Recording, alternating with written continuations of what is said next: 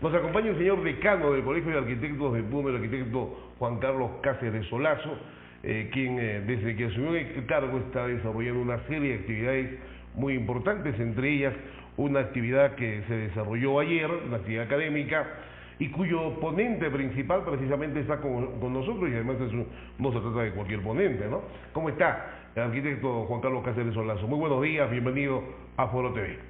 Buenos días, Carlos, muchísimas gracias por la invitación. Es importante, desde que iniciamos la labor como decanos del Colegio de Arquitectos, hemos visto necesario que la única manera de que el arquitecto salga adelante es con capacitaciones. De esa manera el colegio se ha puesto metas bastante altas, entre ellas el organizar el 15º Congreso Nacional de Arquitectos, cuya organización la hace Puno, y el primer Congreso Binacional de Arquitectos Perú-Bolivia. En ese marco estamos haciendo una serie de actividades y aprovechando también la presencia del ingeniero Rubén Gómez Sánchez, hemos hecho ayer un curso dedicado a lo que es la gestión de riesgos. Estos eventos académicos son preparatorios, digamos, para el Congreso Nacional. Sí, son preparatorios. ¿Y para cuándo está previsto el Congreso Nacional? Está para el mes de octubre, 11, 12, 13 y 14 de octubre. Ah, caramba. Va a decir que Puno va a ser sede de un evento de gran envergadura. Sí, en ese sentido, el día 26 vengo a invitarlos para el lanzamiento oficial del Congreso, donde está llegando el arquitecto Arturo Jeff Rabanto, que es decano nacional, justo con su junta directiva, y también el arquitecto Fabián Farfán Espinosa, también con la junta directiva de Bolivia, para hacer el lanzamiento. El arquitecto Fabián Farfán también es presidente de la Federación Panamericana de Arquitectos. Entonces tenemos el apoyo también de la región centroandina para lo que es para la organización de este congreso, ¿no? Correcto. Díganos, un congreso de este tipo, un congreso nacional, ¿reúne solo a los arquitectos afiliados a los colegios profesionales de esta orden en el país, o también a estudiantes y a otro tipo de profesionales? Puede reunir a todo tipo de profesionales y también a estudiantes, por el hecho de que nosotros estamos dando propuestas para solución para nuestra ciudad, y la intención del arquitecto es esa.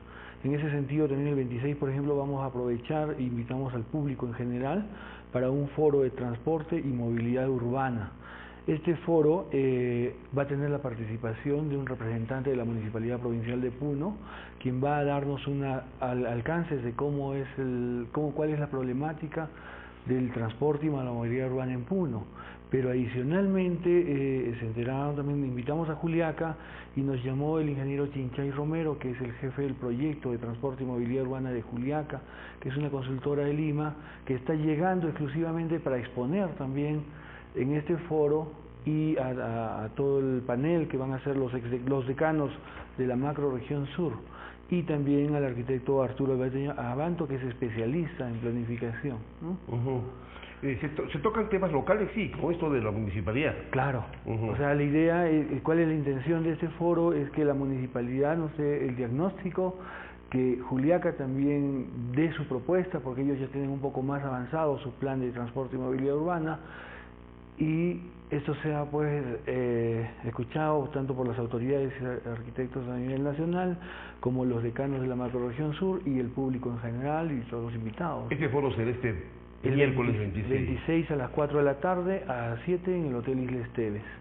Interesante. Bueno, varias actividades académicas rumbo al Congreso Nacional. Sí, ¿no? Tenemos que... Permítanos presentarlo al ingeniero Rubén Gómez Sánchez. Él es ingeniero mecánico de amplia trayectoria, docente de varias universidades, tanto en pregrado como posgrado.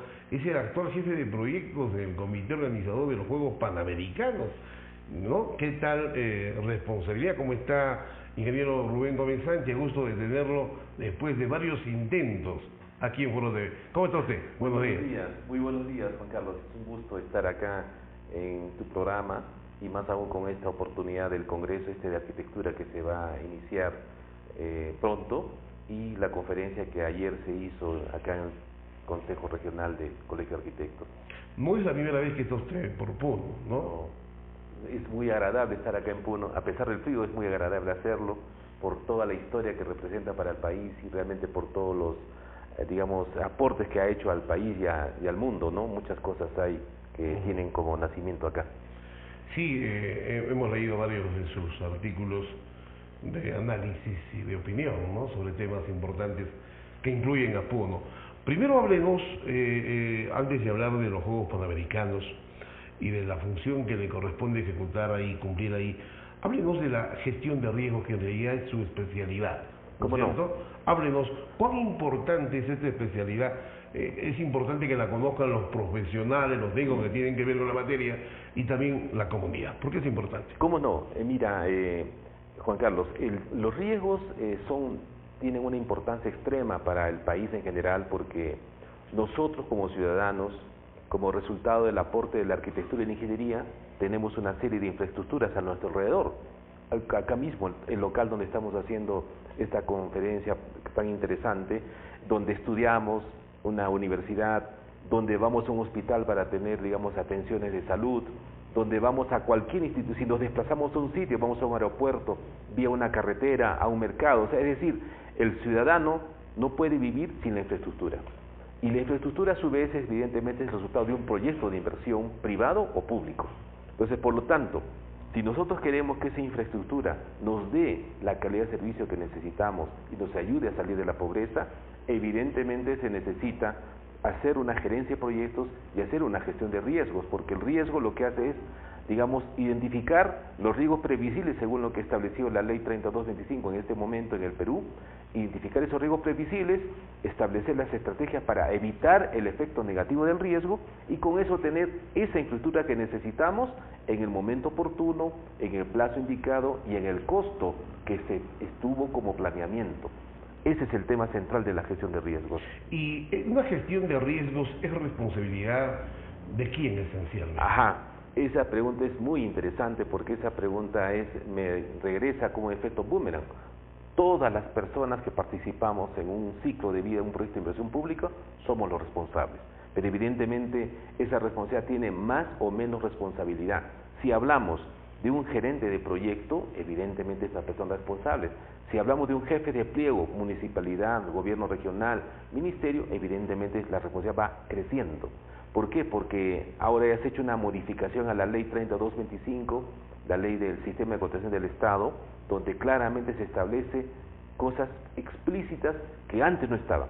Y con esa ley el Perú, bajo mi punto de vista, sube a un nivel bastante más alto que muchos países que nos rodean en relación a la gestión de riesgos. Una muestra de ello es que antes, en los proyectos de construcción de los hospitales, por ejemplo, no se exigía que tengan algunos elementos o mecanismos de seguridad antisísmicos, por ejemplo, ¿verdad?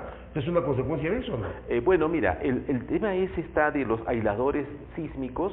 Es un evento evidente, un elemento que se incorpora como parte de un diseño estructural y evidentemente tiene que ver con el riesgo porque es justamente, digamos, el hecho de que un hospital no debe colapsar ante un evento sísmico. Entonces justamente se coloca eso como parte de un diseño estructural.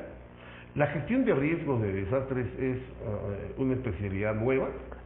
La gestión de riesgos de desastres es diferente a los riesgos que han sido explicados en la conferencia ayer, porque eso, como tú bien lo has dicho, es riesgo de desastre. El riesgo que estamos hablando y que establece la ley en este momento, 3225, se refiere al riesgo de la incertidumbre, que es un tema sumamente importante que aplica a todo proyecto. Fíjate, Juan Carlos, mira, un tema simple que podemos hacer. Si estamos trabajando en una obra de una línea de transmisión y hay que montar unas torres de alta tensión, y esas torres de alta tensión, por ejemplo, son fabricadas, suministradas por un país europeo, y tenemos una fecha de llegada al Perú, al puerto del Callao, por ejemplo, imaginemos el día 28 de diciembre de 2017, esa fecha no tiene probabilidad del 100% de llegar, porque existe una incertidumbre que pueda ocurrir en el transporte, en la fabricación. Entonces lo que se hace ahora es identificar todos esos riesgos que puedan afectar a que no llegue esas torres en ese evento. No llegando las torres en esa fecha, se retrasa el transporte al lugar, se retrasa el montaje, entonces por lo tanto se retrasa el plazo del proyecto. Entonces a esas incertidumbres se refiere la ley en este momento. La prevención de desastres es otro campo de la parte de riesgos. O sea, el riesgo en general es desastres, accidentes, El hecho que tú no tengas un casco e ingresas a una obra, evidentemente te cae algo y te puedes morir.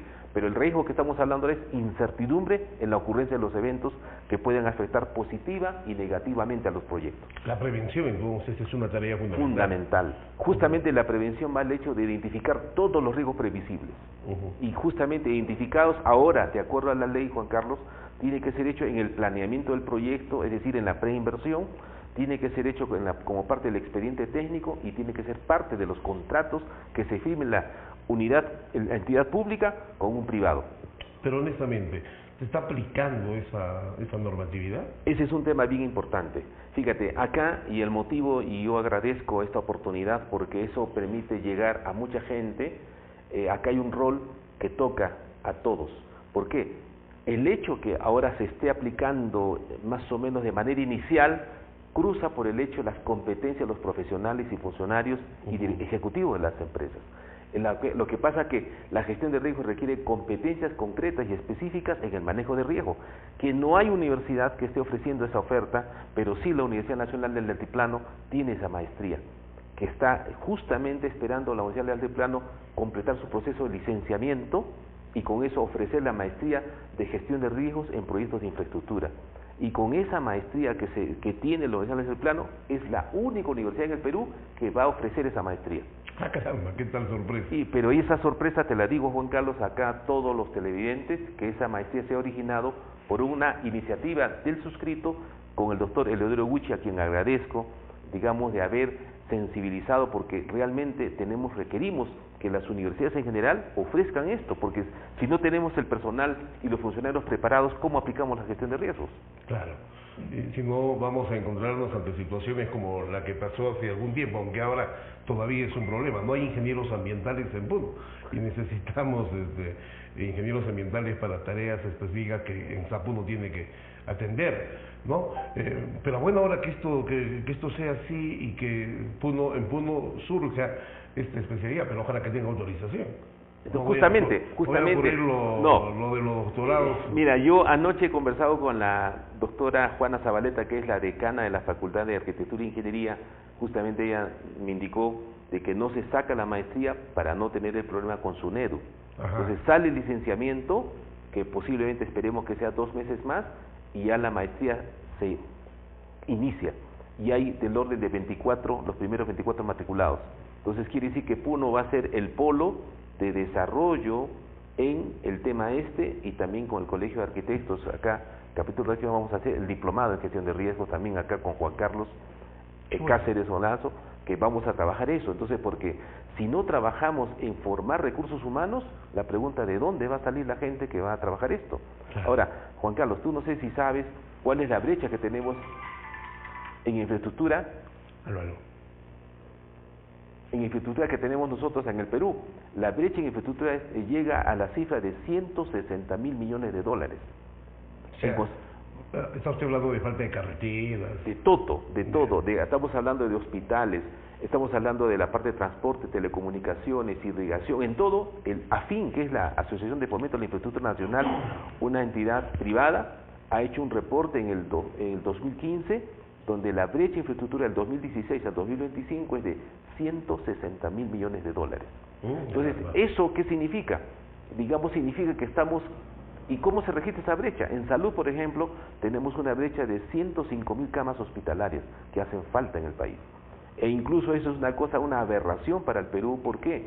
Porque, digamos, en las licitaciones que se hace para hospitales, hay un caso de un hospital que se ha licitado 4 veces y hasta ahora sigue desierto. Y el porcentaje de licitaciones que se hace para hospitales tiene 43% de declararse desierto. Entonces, ¿eso qué significa? Nos preguntamos, estimados amigos, ¿por qué se declaran desierto? Porque los requerimientos que están en los expedientes técnicos y los términos de referencia no son los adecuados. Entonces, ¿qué cosa es eso? Deficiencia del expediente técnico. ¿Y dónde se origina eso? En la no identificación de riesgos a lo largo de la preinversión. Muy cierto. Sin embargo, también hay otro factor, ¿no?, que se está notando muy frecuentemente en los últimos años, que las empresas constructoras que ganan las licitaciones y ejecutan las obras las hacen mal. Correcto. Y prefieren ir a los litigios estos...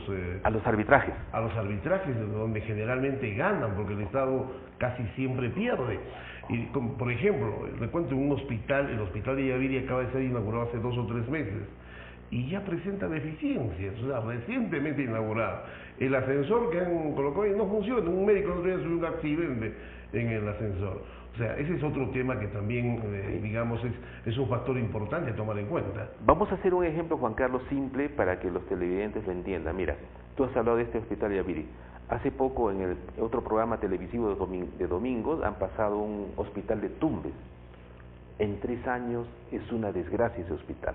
¿Y qué cosa es lo que han mostrado en televisión? Que el sótano está totalmente inundado, cuando el sótano tenía que ser archivo y una serie de cosas. Entonces, ¿ahí qué pasa? Ese hospital, por ejemplo, caso de un hospital cualquiera que se ejecute, se hace la construcción, pero antes se hace el expediente técnico. Entonces, ¿qué ocurre? Ahora, ¿qué dice la ley? En el planeamiento del expediente técnico se tiene que identificar los riesgos previsibles del expediente técnico y se tiene que identificar los riesgos previsibles durante la construcción. ¿Quién lo tiene que hacer esa identificación de riesgos? Todos los profesionales que inician esa actividad. Y esos riesgos tienen que ser además identificados y además decir quién es el dueño del riesgo. Ejemplo, si nosotros digamos tenemos que en esa zona donde está ubicado el hospital tenemos un nivel freático bajo, es decir, que comenzamos a excavar, imaginemos a 1,5 metros y encontramos agua. Entonces, ese riesgo es un riesgo previsible. Pero ¿qué pasa si el especialista en suelos, la parte geotécnica, no identifica el riesgo y asume y hace unas cosas de consideración y no lo establece en sus diseños de cimentación o en sus recomendaciones, conjuntamente con el ingeniero estructural? ¿Cuándo se va a detectar el problema? Cuando se empiece la excavación. Pero ese dueño, ¿quién es el dueño del riesgo? En ese caso es el especialista, que no lo detectó a tiempo. Entonces ahora la ley que establece que en el contrato se tiene que identificar todos los riesgos y además quién es el dueño del riesgo, para que si hubiera un problema ya sabemos a quién acudir. ¿Cuánto tiene que ver con este tema un plan de desarrollo territorial? Mira, un plan de desarrollo territorial primeramente tiene que ser un ordenamiento territorial. Y una vez que se hace ordenamiento, y los arquitectos son los especialistas en eso, que incluso hay un ordenamiento que se llama ahí prospectiva en el ordenamiento territorial. ¿Qué significa? ¿Qué cosa quiero yo para mi ciudad? ¿Hacia dónde debe crecer? No sé, pues en la zona urbana, en la zona, no sé, cultural. Entonces, si se hace ese planeamiento, ordenamiento territorial, evidentemente, habiendo hecho ese planeamiento, tenemos que identificar la infraestructura que hay que hacer. Identificar la infraestructura que hay que hacer los proyectos de inversión público, y en cada proyecto de inversión público aplicar la parte de riesgos, gerencia de proyectos, y tendremos proyectos exitosos, en plazo y en tiempo, y con menos arbitraje, con menos adicionales, con menos resolución de problemas, que son los graves problemas que ahora están presentes en todo el país. Imagino que para el Colegio de Arquitectos, arquitecto Juan Carlos Cáceres Olazo, estas iniciativas académicas son muy importantes, ¿no? Claro, es de primera importancia para el Colegio de Arquitectos que sus profesionales estén capacitados, y aprovechamos, esta ley recién ha salido en marzo de este año. Entonces tenemos de primera mano, a través del ingeniero Rubén Gómez Sánchez, quien ha sido partícipe también de la ley, porque él ha estado durante muchísimo tiempo dando charlas a nivel nacional para empoderar a la gente y que conozca esta ley y que pueda empezar a aplicarla, ¿no? Ah, qué bueno. Sí. Este diplomado, ¿cuándo se estaría realizando, concretando?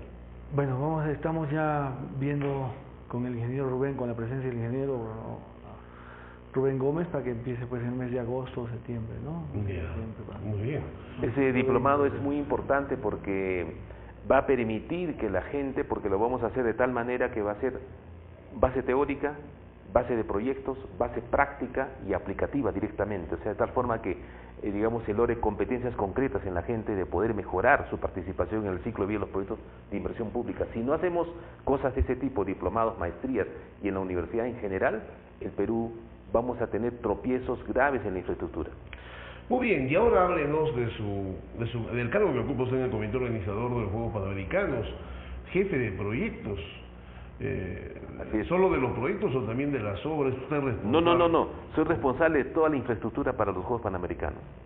¿Qué tal reto, no? Es un reto... Hace medio año, o hace 3 meses, estaba en la polémica del país si se hacían o no los Juegos Panamericanos. Primero por el monto de inversión y por el costo-beneficio que significaría para el país, y además salió a relucir, incluso salió a la palestra una tendencia opositora a los Juegos Panamericanos, porque estábamos en plena época de desastres naturales en la zona norte. ¿Qué nos puede usted comentar sobre estos Juegos Panamericanos y el trabajo que está desarrollando ahí? ¿Cómo no? Juan Carlos, yo quisiera empezar con un asunto, un mensaje a todos los televidentes, conciudadanos en general.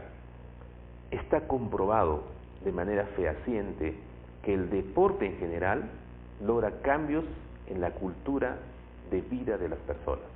Eso está comprobado. Hay estudios que se han hecho de tesis de maestría doctorales que el deporte, cuando uno, fíjense nomás lo siguiente, un deportista para prepararse para una competencia nacional e internacional tiene que distribuir sus tiempos, tiene que ser ordenado, tiene que ser metódico en su vida, en su alimentación, tiene que compartir el deporte con la educación, con la formación. Entonces, todos esos temas del deporte generan un cambio radical en la cultura de vida. Y está comprobado entonces que el deporte es una forma de cambio de cultura de vida, y con ese cambio de cultura de vida logramos orientar y mirar hacia el futuro. Entonces, los Juegos Panamericanos, ¿qué rol va a tener? Va a haber una serie de infraestructura nueva que se va a construir, infraestructura, digamos, que se va a remodelar, y que con esa infraestructura lo que se va a tener es mayores posibilidades de masificar el deporte. Y si el deporte genera un cambio en la cultura de vida, evidentemente que eso va a generar un cambio en el Perú en mediano y largo plazo. Entonces, dentro de ese sentido, todos los que estamos trabajando en los Juegos Panamericanos, como el señor Carlos Neuhaus, como presidente ejecutivo, el director ejecutivo COPAL, estamos comprometidos con esto. Ya se han iniciado las obras de movimiento de tierras en la vía panamericana, y eso quiero explicarlo de una manera muy sucinta. Y todos los juegos se van a hacer entre Lima y Callao, parte también que está en Cañete, ahí cerca, pero fundamentalmente en la zona sur de Lima. Las zonas que ahí van a tener, digamos, sedes importantes son Villa María, Villa El Salvador y San Juan de Miraflores. Y particularmente en Villa El Salvador está la Villa de Atletas. Van a llegar al Perú del orden de 8.000 atletas que van a ser alojados en 7 torres en Villa El Salvador. Estas torres van a ser de 20 pisos con 2 sótanos. ¿Y por qué los sótanos? Porque los estudios de suelos han determinado que la característica del terreno necesita una profundidad mínima de 7 metros. Entonces, todos esos estudios se han hecho y se está ya iniciando el movimiento de tierras con apoyo de COASNE, del Ejército. Entonces, el Ejército ya entregó ayer sábado las plataformas de las 7 torres, ya las entregó y va a continuar con otras tareas de la parte esta de este Parque 26, y estamos trabajando en todas las sedes. La pregunta es, ¿alcanzará el tiempo? ¿Llegarán a culminarse las obras antes del inicio de los Juegos Panamericanos? Sí, sí se va a llegar, porque se ha firmado, digamos, el proyecto especial de los Juegos Panamericanos tiene un marco legal especial, que son 2 decretos legislativos, el decreto legislativo 1248 y el decreto legislativo 1325. 1335, perdón. Con ambos decretos se permite la firma de acuerdos de gobierno a gobierno. Entonces, lo que ha hecho el proyecto especial es firmar un acuerdo de gobierno a gobierno con el Reino Unido. Entonces, las 5 sedes principales se están manejando con el Reino Unido. Hay equipos de trabajo en Perú que ya se está trabajando. Ahora, ¿por qué Reino Unido? Hubieron 2 países que estuvieron en competencia, que era Canadá y Reino Unido, porque ambos países han desarrollado Juegos Olímpicos de todo tipo. Entonces, por lo tanto, la experiencia que tienen ellos nos permite contar con la confianza de que aplicando los métodos y las lecciones aprendidas llegaremos.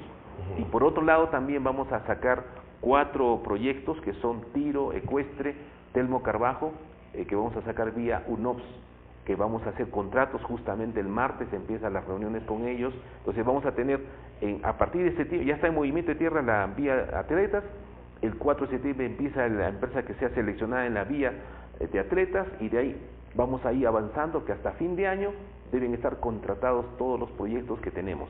Esa es la meta, para entregarlo a más tardar a fines de marzo del 2019. ¿La inversión está garantizada? Sí. El presupuesto, el presupuesto. Está garantizado. Porque es fundamental, ¿no? Es fundamental. Y especialmente en esta recta final, ¿no? Porque ya no queda mucho tiempo. Sí. Muy bien, ingeniero Romero Gómez Sánchez seguramente no va a ser la última oportunidad que conversemos.